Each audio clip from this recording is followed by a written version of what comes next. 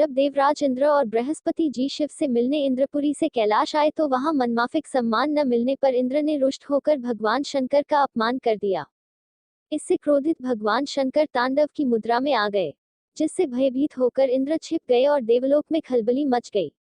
भगवान शंकर के तीसरे नेत्र से अग्नि प्रकट हुई। इसी कोपाग्नि से एक बालक ने जन्म लिया।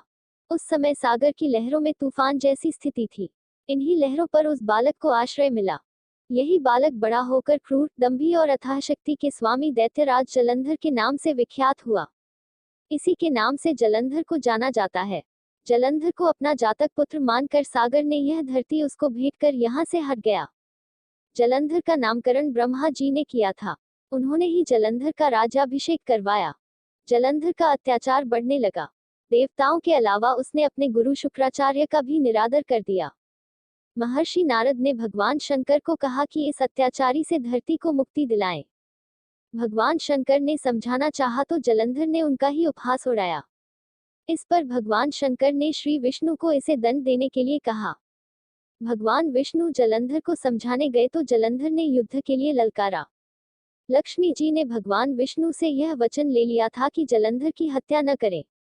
लक्ष्मी जी का जन्म भी अमृत मंथन के समय सागर से हुआ था। जलंधर भी सागर का जातक पुत्र था, इसलिए वह लक्ष्मी जी का भाई ही हुआ। भगवान विष्णु और जलंधर का लंबा युद्ध चला। वचन में बंधे होने से भगवान विष्णु ने युद्ध को निर्णय तक पहुंचाए बगैर ही वापस चले गए। पुराणों में वर्णित है कि महर्षि नारद के आग्रह पर भगवान शंकर ने जलंधर से युद्ध किया। युद्ध लंबे समय तक चला। भगवान शंकर जानते थे कि दैत्यराज जलंधर की पत्नी देवी वृंदा सत्य, त्याग और तपस्या की मूर्ति है, इसलिए जलंधर का वध करना कठिन है।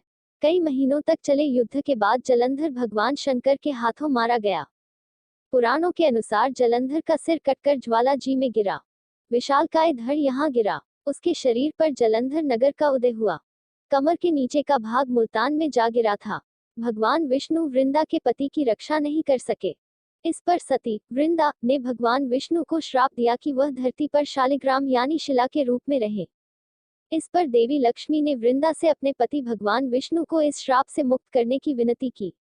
तब देवी वृंदा ने सती होने से पूर्व भगवान विष्णु को अपने समीप रहने की शर्त पर अपने श्राप को संशोधित कर दिया।